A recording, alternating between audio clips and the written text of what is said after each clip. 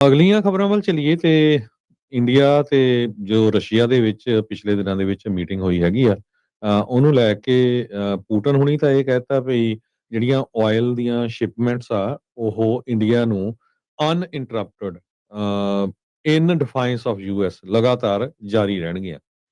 ਨਰਿੰਦਰ ਮੋਦੀ ਹੁਣੀ ਇਹ ਕਹਿਆ ਵੀ એનર્ਜੀ ਸਿਕਿਉਰਿਟੀ ਜਿਹੜੀ ਆ ਇਹ pillar of India Russia partnership ਆ।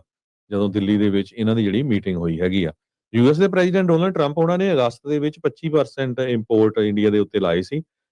ਕਾਰਨ ਇਹ ਦੱਸਿਆ ਸੀ ਵੀ ਚੀਪ ਰਸ਼ੀਅਨ ਆਇਲ ਜੋ ਖਰੀਦ ਰਹੇ ਹੈਗੇ ਆ, ਉਹ ਉਸ ਕਰਕੇ ਮੈਂ ਵਧਾ ਰਿਹਾ ਤੇ ਟੋਟਲ ਜੋ ਹੁਣ 50% ਦੇ ਕਰੀਬ ਜਿਹੜੇ ਟੈਰਿਫ ਆ ਉਹ ਇੰਡੀਆ ਦੇ ਉੱਤੇ ਲੱਗੇ ਹੋਏ ਹੈਗੇ ਆ।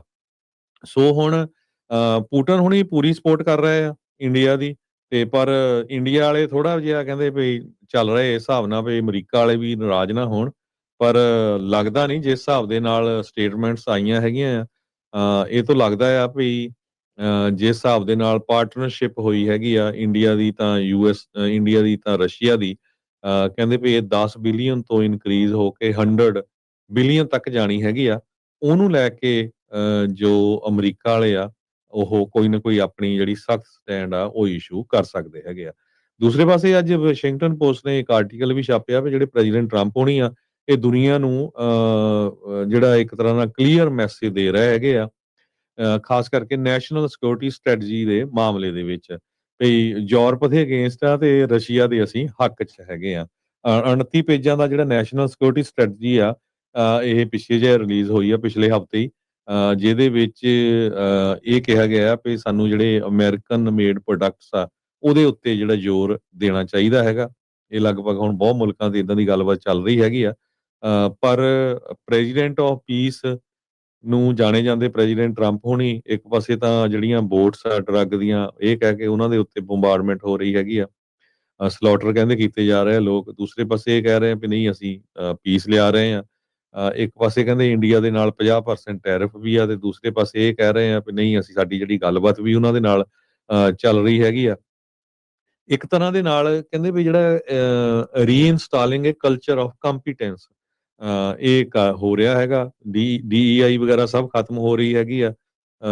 ਤੋ ਤੁਸੀਂ ਦੇਖੋ ਜਿਸ ਹਿਸਾਬ ਨਾਲ ਪੀਟ ਹੈਗਸਥ, ਕੈਸ਼ ਪਟੇਲ, ਰਾਬਰਟ ਕੈਨੇਡੀ, ਟੁਲਸੀ ਗੈਬਟ ਉਹਨਾਂ ਨੂੰ ਲਾਇਆ ਗਿਆ ਹੈਗਾ। ਤੇ ਇਹਦੇ ਵਿੱਚ ਇਹ ਕਿਹਾ ਗਿਆ ਆ ਜੋ ਨਵੀਂ ਨੈਸ਼ਨਲ ਸਿਕਿਉਰਿਟੀ ਸਟ੍ਰੈਟਜੀ ਆ ਵੀ ਜਿਹੜੇ ਇੱਥੇ ਦੇ ਬੋਰਨ ਲੋਕ ਹੈਗੇ ਆ, ਉਹ ਕਹਿੰਦੇ ਵੀ they would rule out half of America's 2025 Nobel prize winners in science. So ਜਿਹੜਾ ਫੋਕਸ ਆ ਉਹ ਅਮਰੀਕਾ ਤੇ ਪੂਰਾ ਕੀਤਾ ਜਾ ਰਿਹਾ ਹੈਗਾ। ਯੂਰਪੀਅਨ ਯੂਨੀਅਨ ਨੂੰ ਇੱਕ ਤਰ੍ਹਾਂ ਦੇ ਨਾਲ ਸ਼ੀਸ਼ਾ ਜਿਹਾ ਦਿਖਾਇਆ ਜਾ ਰਿਹਾ ਹੈਗਾ। ਰਸ਼ੀਆ ਦਾ ਇੱਕ ਤਰ੍ਹਾਂ ਨਾਲ ਲੱਗ ਰਿਹਾ ਵੀ ਸਾਥ ਦੇ ਰਹੇ ਆ ਟਰੰਪ ਹੁਣੀ, ਕਿਉਂਕਿ ਯੂਕਰੇਨ ਵਾਲੇ ਵਿਚਾਰੇ ਫਸੇ ਹੋਏ ਹੈਗੇ ਆ ਉਹਦੇ ਵਿੱਚ ਵਾਰ ਦੇ ਵਿੱਚ। ਤੇ ਦੂਸਰੇ ਪਾਸੇ ਰਸ਼ੀਆ ਨੂੰ ਵੀ ਇਹ ਦਿਖਾ ਰਹੇ ਆ ਵੀ ਨਹੀਂ ਅਸੀਂ ਆ ਜਿਹੜਾ ਵੈਨਜ਼ੂਏਲਾ ਵਾਲਾ ਹੈ ਨਾ ਮਦੂਰੋ, ਇਹਨੂੰ ਵੀ ਚੱਕ ਕੇ ਪਰੇ ਸਿੱਟ ਦੇਣਾ ਹੈਗਾ ਕਿਉਂਕਿ ਉਹ ਮਦੂਰੋ ਰਸ਼ੀਆ ਦੇ ਥੋੜੇ ਲੱਗੇ ਆ। ਸੋ ਅਮਰੀਕਾ ਵਾਲੇ ਦੀ ਜਿਹੜੀ ਸਟ੍ਰੈਟਜੀ ਚੱਲ ਰਹੀ ਆ ਵੀ ਜਿਹੜਾ ਖਾਸ ਕਰਕੇ ਅਮਰੀਕਾ ਤੇ ਸਾਊਥ ਅਮਰੀਕਾ ਜਿਹੜਾ ਕੈਨੇਡਾ ਇੱਧਰ ਕੋਈ ਨਾ ਦੇਖੋ, ਸਾਡੇ ਜਿਹੜੇ ਏਰੀਏ ਤੋਂ ਪਰੇ ਪਰੇ ਰਹੋ। ਸੋ ਯੂਰਪ ਨੂੰ ਇੱਕ ਤਰ੍ਹਾਂ ਨਾਲ ਅਲੱਗ ਕੀਤੇ ਜਾਣ ਦੀ ਜਿਹੜੀ ਕੋਸ਼ਿਸ਼ ਕੀਤੀ ਜਾ ਰਹੀ ਹੈ। ਜਿਸ ਹਿਸਾਬ ਨਾਲ ਪ੍ਰੈਜ਼ੀਡੈਂਟ ਟਰੰਪ ਉਹਨਾਂ ਨੇ ਸਟੇਟਮੈਂਟ ਦਿੱਤੀਆਂ ਸੀਆਂ ਵੀ ਸਿਵਲਾਈਜੇਸ਼ਨ ਇਰੇਜ਼ਰ ਹੋ ਰਿਹਾ ਹੈ ਯੂਰਪ ਦੇ ਵਿੱਚ। ਕਹਿੰਦੇ ਆਉਣ ਵਾਲੇ ਕੁਝ ਦਹਾਕਿਆਂ ਦੇ ਵਿੱਚ ਇਹ ਉੱਥੇ ਗੋਰੇ ਤਾਂ ਲੱਭਣੇ ਨਹੀਂ ਹੈਗੇ, ਮੈਜੋਰਟੀ ਨਾਨ ਯੂਰਪੀਅਨ ਹੋ ਜਾਣੇ ਹੈਗੇ ਆ। ਤੇ ਤੁਸੀਂ ਆਪਣਾ ਸਾਰਾ ਕਲਚਰ ਜਿਹੜਾ ਖਰਾਬ ਕਰ ਰਹੇ ਹੈਗੇ ਆ। ਜੀਡੀ ਬੈਂਸ ਉਹਨਾਂ ਦਾ ਵੀ ਇਦਾਂ ਦਾ ਹੀ ਜਿਹੜਾ ਬਿਆਨ ਇਹਦੇ ਸੰਬੰਧ ਦੇ ਵਿੱਚ ਆਇਆ ਸੀਗਾ। ਕੁਛ ਕੁ ਜਿਹੜੇ ਲੀਕਡ ਟਰਾਂਸਕ੍ਰਿਪਟ ਜਿਹੜੇ ਇਨਵੋਲਵ ਹੋਏ ਆ ਉਹਦੇ ਵਿੱਚ ਯੂਰਪੀਅਨ ਲੀਡਰਸ ਦੇ ਮਾਮਲੇ ਦੇ ਵਿੱਚ ਡਰ ਸਪੀਗਲ ਉਹਨਾਂ ਨੇ ਦੱਸਿਆ ਹੈ ਵੀ ਸਾਨੂੰ ਖਤਰਾ ਇਹ ਆ ਵੀ ਅਮਰੀਕਾ ਇੱਕ ਤਰ੍ਹਾਂ ਨਾਲ ਗੇਮਸ ਨੂੰ ਪਲੇ ਕਰ ਰਿਹਾ ਹੈਗਾ ਤੇ ਯੂਕਰੇਨ ਨੂੰ ਬਿਟਰੇ ਕਰ ਰਿਹਾ ਹੈਗਾ।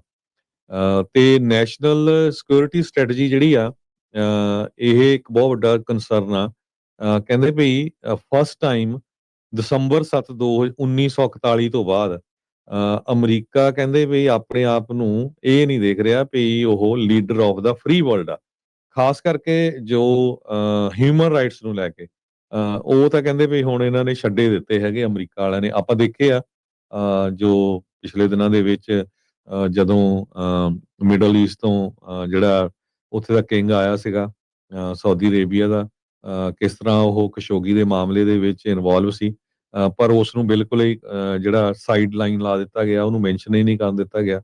ਸੋ ਇਹ ਸਾਰਿਆਂ ਚੀਜ਼ਾਂ ਨੂੰ ਲੈ ਕੇ ਦੁਨੀਆ ਦੇ ਲੋਕ ਕਾਫੀ ਫਿਕਰਮੰਦ ਹੈਗੇ। ਜੀ।